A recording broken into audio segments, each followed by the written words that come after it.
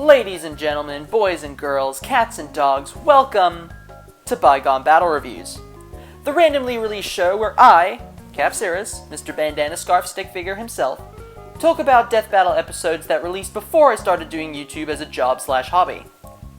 Oh yeah, you know what it is? It's Bandicoot month! And as such, I'm going to be reviewing the only Crash Bandicoot episode, Cash Banuka vs. Simon the Door. Okay, yeah, I know what you're thinking. Cap, you can't just steal Cat Icarus's whole thing, man, you gotta do your own thing. I know, but to be honest with you, this was a very spur-of-the-moment decision.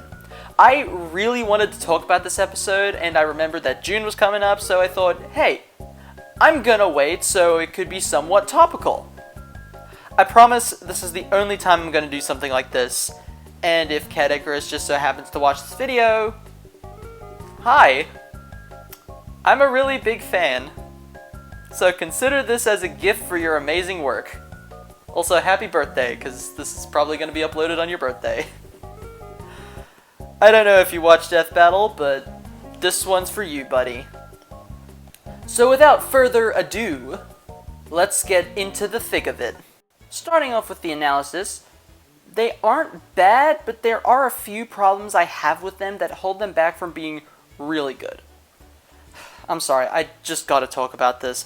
This episode feels like it's just misleading the audience. Just take a look at the thumbnail, and you'll see why.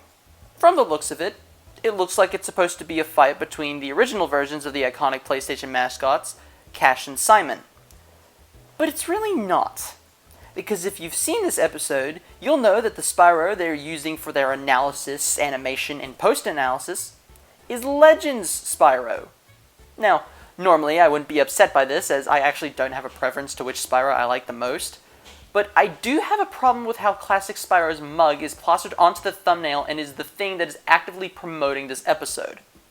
Now, I know that Legend Spyro appears in both the reveal trailer and the prelude for this episode, but first of all, most people aren't going to take into consideration the renders Death Battle are going to use for their preludes, unless they are specifically told, and second of all, classic Spyro is the first Spyro we see in the reveal trailer.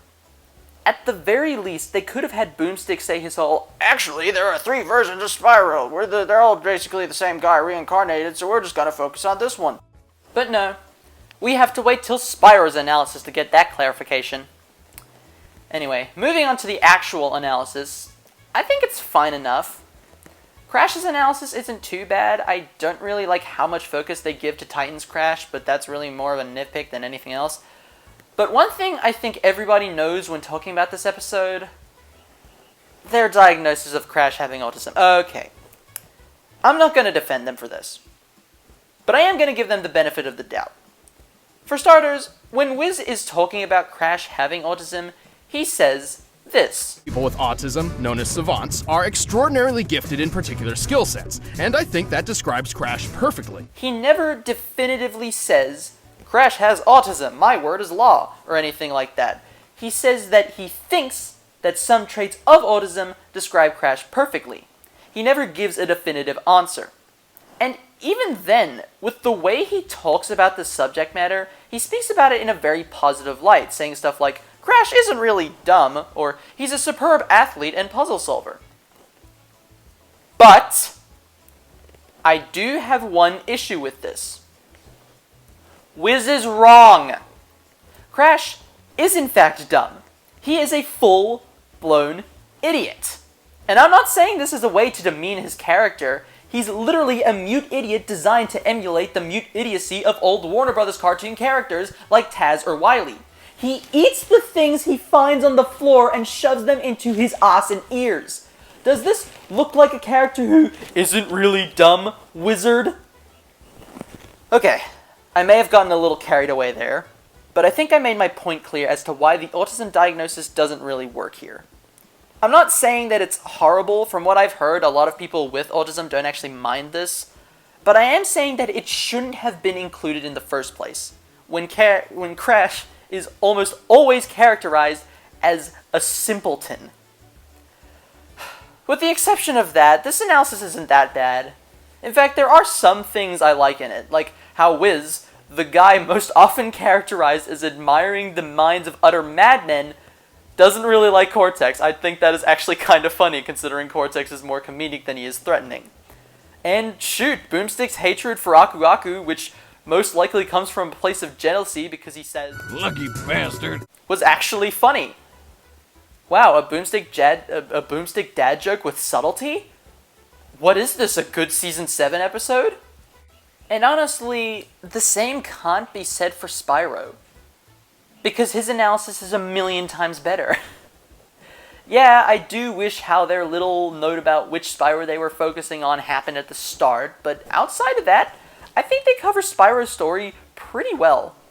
Also, they mentioned Skylanders twice in this analysis, and that alone is worth a praise of 1,000 suns.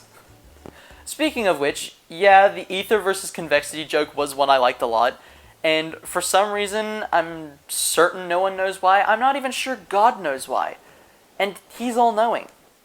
But I actually liked learning about Atom Smashers and Russian scientist Anatoly Bugorsky, who stuck his head into one.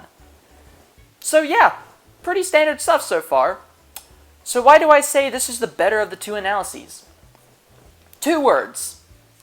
The music. I'm gonna say something. I cannot speak today. I'm gonna say something that I don't think anyone in the community brings up. When the right music is used, it amplifies the analysis. Now, this episode isn't the only one to do something like this. Off the top of my head, I can name Trunks' analysis from Trunks vs. Silver, and the Doctor's analysis from Rick vs. the Doctor. Good music will always make an analysis feel impactful, even if it is royalty-free music. And Crash vs. Spyro does it the best, in my opinion. I really wish I could play the full segments for you just to show what I'm talking about, but trust me, the music makes you feel like you've come full circle in the character's story, and I love that so much. I wish we got more of that in Death Battle episodes. But now, we move on to the fight. And I'm going to start off complaining for this one thing. Spyro's "No!" is really funny, and not in the way I think they intended. But outside of that, yeah, this fight is actually pretty fun. The opening exchange of attacks is nicely animated. I really like the attack trails. The slow-mo after Spyro's tail slash is nice, and as is the effect for Crash's spin, even if it does have this low frame rate unflinching Spyro. Side note, I just remembered that Crash does his belly flop and his eyes stretch out of his sockets for a second, and I just think that is a fantastic detail. And the Crash Dash, for as brief as it is, has a great sense of speed to it. Not to mention all the Easter eggs they drop in, like Crash breaking boxes, Sparks' method of talking, the Crash dance, I love this so much. The signature chase scene from practically every Crash game, and Ken's critical art from Street Fighter V. One of these things is not like the other. One of these things just doesn't belong. Plus, the characters actually get to use quite a bit of their arsenal.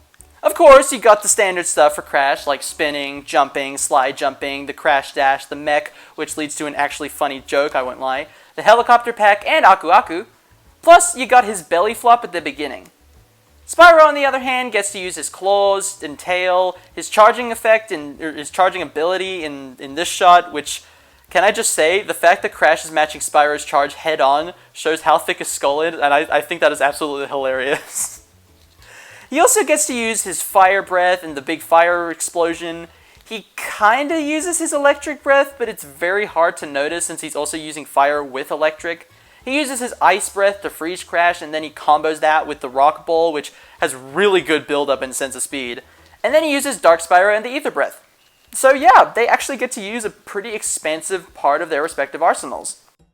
But, while they do get to use a lot of their arsenal, this is a very style over substance fight. It's not as bad as Gogeta vs. Vegito or Galactus vs. Unicron. The fact that I said that actually makes me want to die. But a lot of the stuff here is very basic. Memorable basic for sure, but still basic. Like, don't get me wrong, I love the Ice and Earth combo and Crash using Ken's critical art, but outside of that, nothing really stands out. Okay, I lie. There are those flat fire effects, Those are pretty memorable. It's mostly just Spyro uses breath attack, Crash avoids it somehow and retaliates, Spyro uses another breath attack, and so on and so forth. Even the ending doesn't work for me. I mean, I know the raw Chad energy Ken Masters gives off is enough to make anyone pissed off with how pathetic they are in comparison, but Crash isn't Ken Masters. He's just using his critical art. And the fact that one combo is enough to get Simon pissed off enough to go into his dank Simon form isn't believable in the slightest. Not to mention, Crash just stops after his helicopter pack is destroyed. Why? Crash, buddy, pal, chum, moit. You have other methods of flying, like your jetpack. Why did you just stop? And don't you dare, audience watching this video probably, don't you dare try to say, where was he gonna get that from? May I remind you that he just pulled a Brent earlier in this fight and just summoned his helicopter pack out of nowhere. Spyro even calls this out by saying, where do you keep finding these things? see what I mean? The ending is just so rushed, and the death itself is just a basic disintegration death. And it honestly sucks because a lot of other stuff in this fight is good, but it just ends so lacklusterly. But I can't say this is a bad episode. It is very, very rough around the edges at points, but most of Crash's analysis is good. Spyro's analysis is great in my opinion. The fight starts good and continues good, but it ends very poorly. And the post-analysis is there. It is there. So with that in mind, I'm giving this episode a 6.9 out of 10. I don't really like doing point scores anymore. In fact, I've been thinking of coming up with my own ranking system that I might implement when Season 11 starts, but for now, this is what you're gonna get. Also, funny number, haha. Anyway, what do you think? Do you agree? Do you disagree? Leave your thoughts in the comments below. And if there are any episodes you want to see me review in the future, comment them down below as well. And while you're at it, hit that like button as well as that subscribe button. And ring the bell if you want to see any more of my videos. Follow me on my socials in the description, and with that in mind, I will see y'all later, Cap Nation. Happy Bandicoot month, everybody!